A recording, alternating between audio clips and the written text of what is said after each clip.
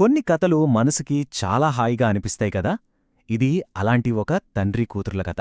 ఒక చిన్న మాట, దాన్ని నిలబెట్టుకోడానికి పడ్డ తపన ఈ కథ విన్నాక చాలా సేపటి వరకు మనతోనే ఉంటుంది. సరే, మరి ఈ కథ ఎక్కడ మొదలైందంటే ఒకచోట అక్కడికి వచ్చిన మనుషులకి అస్సలు సంబంధం ఉండదు. కాని ఆ దృశ్యం వెనుక చాలా పెద్ద కథే ఉంది.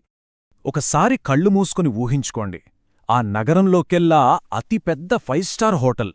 లోపలంతా తలతలా మెరిసిపోతోంది. అంతా డబ్బున్నవాళ్ల హడావిడి, ఒక విలాసవంతమైన ప్రపంచం. అలాంటి చోటికి ఎవరు వచ్చారో తెలుసా?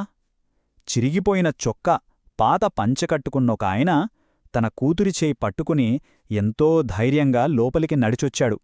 చూడ్డానికి వాళ్ళు ఆ వాతావరణానికి అస్సలు సరిపోరు. ఇక్కడే ఉంది అసలు విషయం. ఒక పక్క చూస్తే అంతా ఆడంబరం, డబ్బు. మరోపక్క ఎంతో సాదాసీదాగా ఉన్న ఈ తండ్రి కూతుర్లు. అక్కడున్న వాళ్లందరూ వాళ్లనే చిత్రంగా చూస్తున్నారు. కాని ఆ తండ్రి కళ్లల్లో భయం లేదు, ధైర్యం, తన కూతురిమీద ప్రేమ, అంతే. చుట్టూ ఎవరు ఏమనుకుంటున్నా వాళ్ళు అస్సలు పట్టించుకోలేదు. వెళ్ళి ఒక టేబుల్ దగ్గర కూర్చున్నారు. ఇప్పుడు ఏమవుతుందా అని అందరూ చూస్తున్నారు. అప్పుడే ఒక వెయిటర్ వాళ్ల దగ్గరికి వచ్చాడు. ఆ వెయిటర్ చాలా మర్యాదగా వాళ్ల ముందు నీళ్లు పెట్టి ప్రశాంతంగా అడిగాడు, చెప్పండి సార్, ఏం కావాలి అని. అంతే, ఆ ఒక్క ప్రశ్నతో అసలు కథ బయటపడింది. అప్పటివరకు అందరూ చూసింది వాళ్ల వేషధారణని, కాని ఇప్పుడు వినబోయేది ఒక తండ్రి మనసుని. ఇచ్చిన మాట కోసం ఎంత దూరమైనా వెళ్లే ఒక తండ్రి ప్రేమకథ ఇది. అప్పుడు ఆ తండ్రి గొంతులో గర్వంతో, కళ్లలో ఆనందంతో ఇలా అన్నాడు, అయ్యా, నా కూతురు 10వ తరగతిలో జిల్లా ఫస్టొస్తే ఈ ఊళ్ళో ఉన్న పెద్ద హోటల్లో దోశ తినిపిస్తానని మాటిచ్చానండి. ఆ మాట నిలబెట్టుకుందామని వచ్చాను. అవును, విన్నది నిజమే. ఆ అమ్మాయి తండ్రికిచ్చిన మాటకోసం అంత కష్టపడి చదివి ఏకంగా జిల్లాలోనే ఫస్టొచ్చింది. తన ప్రతిభతో తండ్రి గర్వపడేలా చేసింది. చూశారా, కూతురు తన వంతుగా మాట నిలబెట్టుకుంది. ఇప్పుడు తండ్రి వంతు.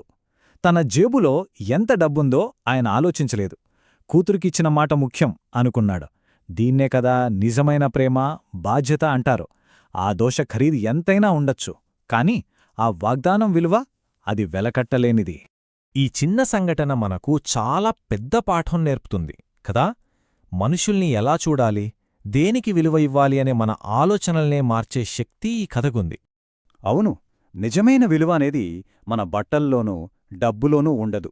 మన క్యారెక్టర్లో, మన టాలెంట్లో, మనం నిలబెట్టుకునే మాటలో ఉంటుంది. చెప్పాలంటే ఆ రోజు ఆ హోటల్లో అందరికంటే గొప్పవాళ్లు, ధనవంతులు ఆ తండ్రి కూతుర్లే. సో, ఈ కథ నుంచి మనం ఏం నేర్చుకోవచ్చు? మొదటిది, పేదరికాన్ని చూసి ఎవ్వర్నీ తక్కువగా చూడొద్దు. రెండోది, టాలెంట్ ఎక్కడున్నా దాన్ని గుర్తించి గౌరవించాలి. ఇక మూడోది చాలా ముఖ్యమైనది, ప్రోత్సాహం. మనమిచ్చే చిన్న ప్రోత్సాహం వాళ్ల జీవితాన్నే మార్చొచ్చు.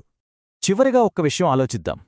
మన చుట్టూ కూడా ఇలాంటి టాలెంట్ ఉండి కూడా ఎవరూ గుర్తించని వాళ్ళెంతమందుంటారు? మనం వాళ్ళని గుర్తిస్తున్నామా, లేక వాళ్ల బట్టలు, వాళ్ల స్టేటస్ చూసి వదిలేస్తున్నామా? ఈ ప్రశ్నతోనే ఈ రోజుకి ముగిద్దాం.